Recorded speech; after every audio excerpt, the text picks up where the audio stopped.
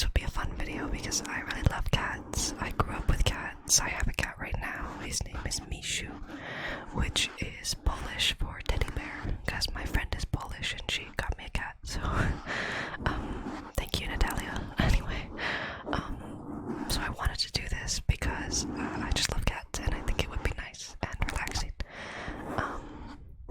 So yeah, thank you so much for clicking on the video. Thank you all so much for the support recently. We recently hit 500 subscribers, and then I checked and we were already at like 550, which is nuts. Thank you all so much for the support lately. It truly does mean so much to me. We're already so close to the next milestone. You guys literally amaze me. Thank you so much for everything that you guys are doing. But that being said, if you haven't subscribed yet, please subscribe now. It's completely free. You can always unsubscribe later. But it really, really helps out the channel, and I really appreciate it. So yeah, and if you like the video, of course, hit the like button because that also helps. And you know, comment down below anything at all, anything you want to see me do, or anything you think about this video. Alright, we're already at the 3-minute mark, so I'm gonna get into the actual video now. I don't want to make noise. I have this list about cats that I copied down from the internet, from several different websites. So yeah, it's just several facts about kitty cats that I thought would be fun. So yeah, I'm probably gonna do another video like this, but about dogs, because I also have a dog. Let's get into it. So, modern cats, like modern domesticated house cats as we understand them, first appeared in the early Pliocene era, which I believe was just after the Ice Age, but I might be wrong. It might have been just before. But that's about 2.3 to 3.6 million years ago. But remarkably, cats haven't really evolved like exponentially in that million-year time. 5.3 to 3.6 million years. They've kind of remained very similar to how they are now, so that's kind of cool. It's unknown when cats were first domesticated, but there are 2 known house cat lineages in the world. So the one appeared in Asia Minor. Asia Minor is kind of a references to kind of like, I don't know how to explain it, like the Black Sea area of the world. I don't know how to explain where it is. I'm really bad with that. Anyway, in Asia Minor, around 6,400 years ago, the other cat lineage appeared in Egypt 6,400 to 1,000 years ago. We have lots of Egyptian drawings of cats because they were worshipped in Egypt, possibly because they killed poisonous snakes and scorpions. So why wouldn't you worship that? Cats are generally nocturnal, because their eyes are extra sensitive to light, so it's easier for them to hunt at night. Usually lions will hunt at night. Lionesses specifically will hunt at night in packs. Cat ears contain almost 30 muscles. This is pretty big because human ears only contain 6 muscles. Cats have 30 muscles and they can rotate their ears 180 degrees. And their ears are receptive to ultrasonic frequencies, up to 80,000 vibrations per second. So their hearing is very sensitive and very useful. Cats often rub their faces against things because their faces and their cheeks are where their scent glands are. So this helps them to establish familiar scents. So when your cat comes up to you and nuzzles against you, it's because he's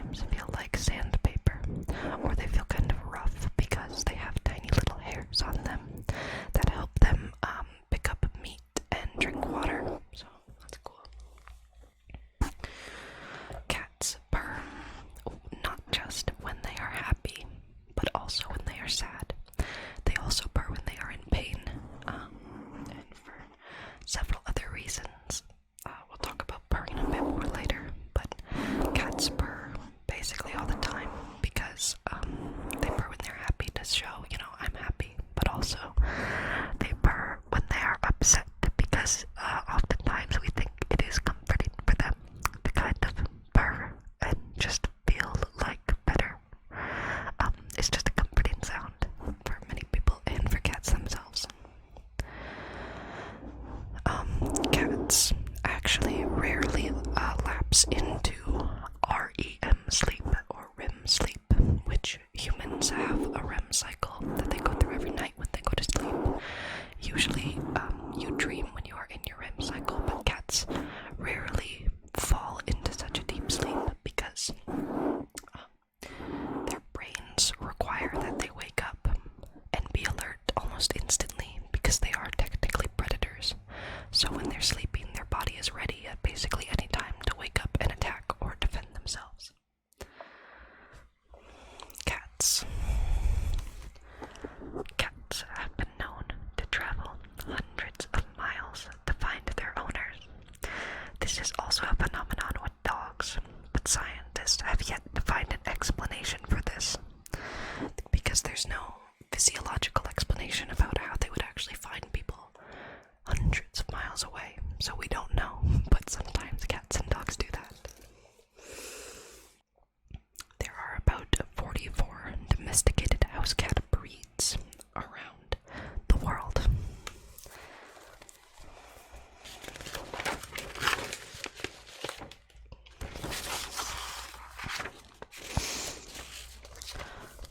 Because of this 44 breeds, cats are some of the most adaptable species when it comes to new environments around the world.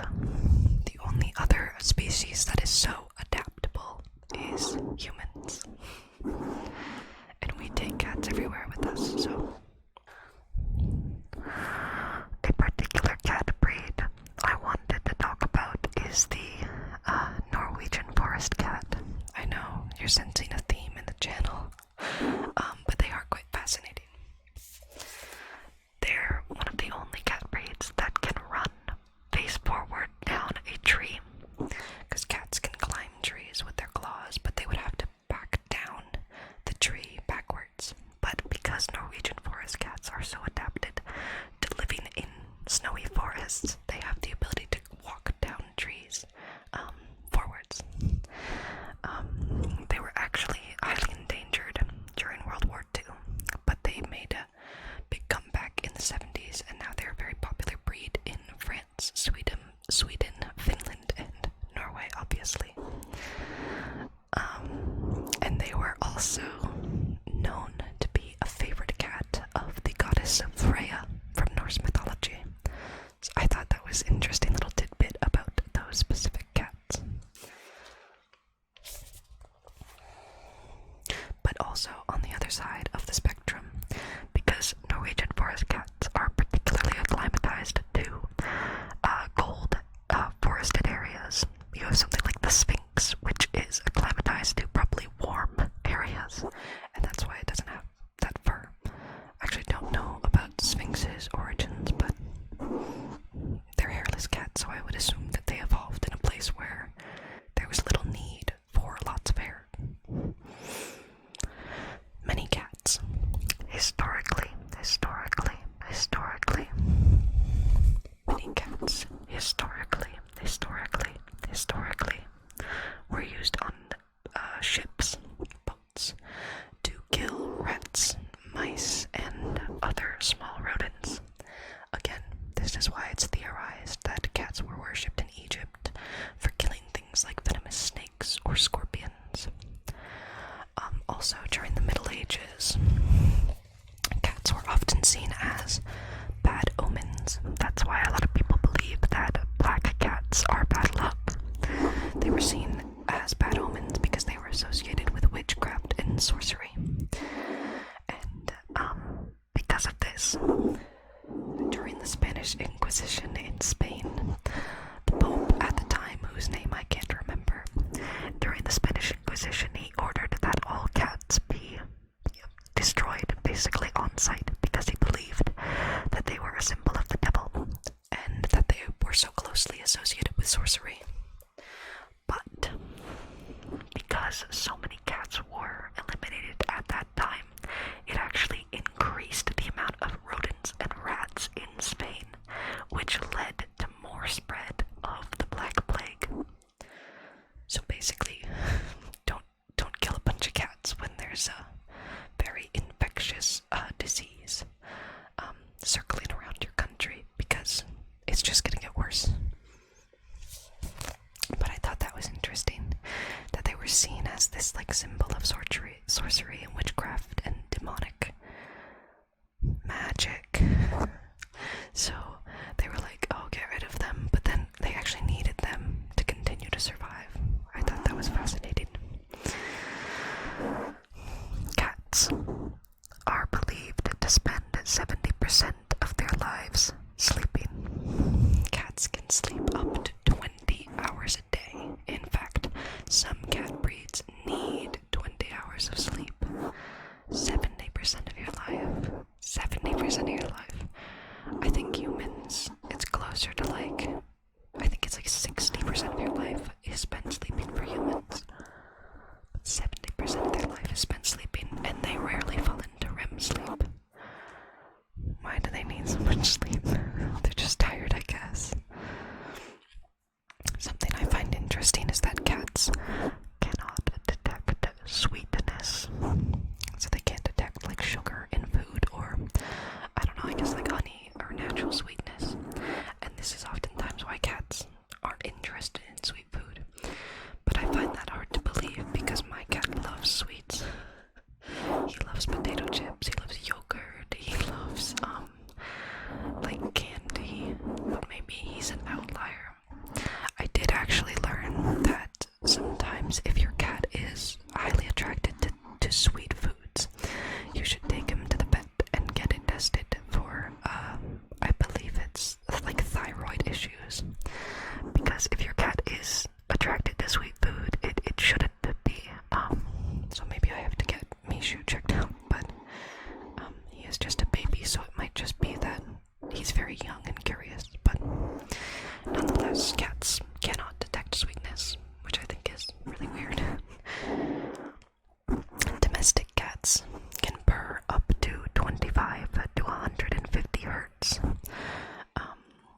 So that's like vibration, but it's a frequency at which muscles and bones best repair themselves.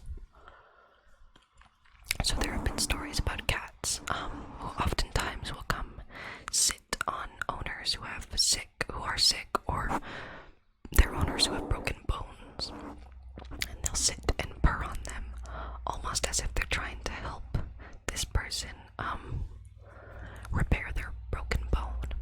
And I believe cats, this is why cats purr when they're in pain as well, because if cats have a broken bone or a torn muscle, they can more easily heal themselves and repair their muscles and bones if they are purring at the right frequency. It's just naturally built into them to repair their own muscles. I think that is so cool. Imagine you had the ability, like if you broke your finger or something, and then you just start purring and it's like boom, back in place, and it's like no problem. That would be so cool if we could do that.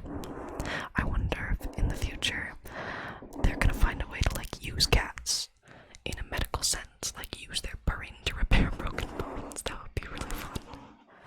Obviously not in a way that would hurt the cats, that would be really sad. Anyway, sorry, I went on a mini tangent. A group of cats is called a clouder. A clouder, a clouder, a clouder of cats. That's adorable. A clouder of cats, a clouder of cats, a clouder of cats, a clouder of cats. A clouder of cats, a clouder of cats, a clouder of cats. That's so cute. I think that's so sweet. If you couldn't tell, I really like cats. The average house cat can jump up to 8 feet in the air. I think that's more than 4 times its length, because most house cats are not 8 feet long. But they can jump 8 feet in a single bound. So like if you see your cat revving up to jump really far or to bounce on something,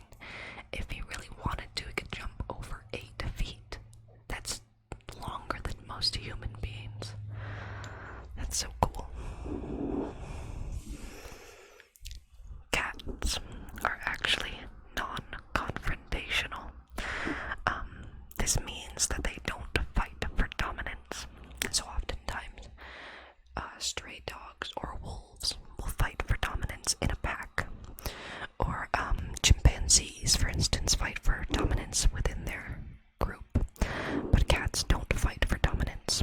They only confront one another when it comes to territory.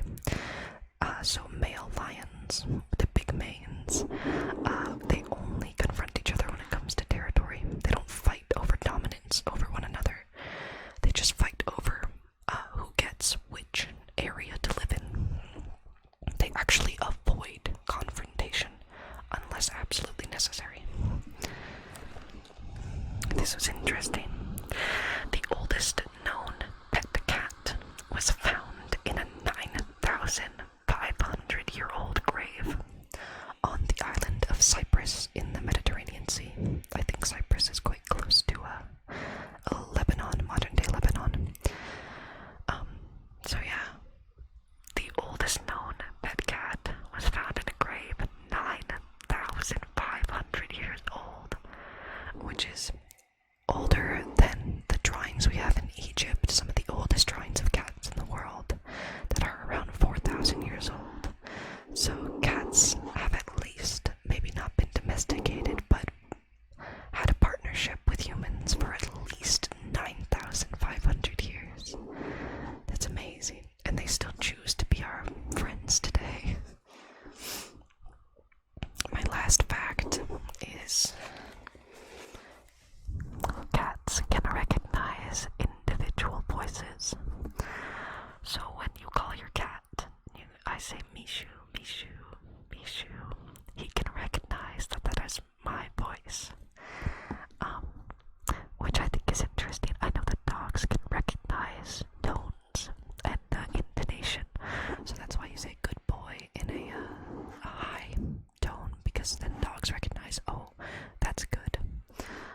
But cats recognize individual voices, so they know that it's you. So if you call your cat's name and it runs over to you, it's because he knows, oh, that's my human, and he's running over to you because he wants to see you. I think that's so cute. I really do love cats. I know a lot of people have problems with cats because they're very independent creatures, and they can be stubborn and angry and sometimes aggressive, which is understandable. They're very different from dogs, which humans have bred and domesticated to a point where some dogs can't survive without humans, but cats have never been domesticated to that extent. So it's hard to control them, but I find them fascinating because of their individuality and their independence. Because a cat usually will choose to be with you. It's completely independent. But if a cat, like I said, comes over to you when it calls your name, when you call its name, that means that he's choosing to come over to you. He doesn't have to, but it means that he probably likes you and he wants to come over and hang out. Yeah.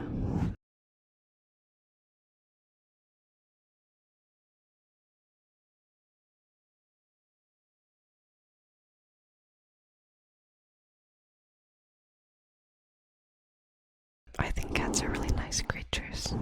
Well, not always nice, but I think they're just very important.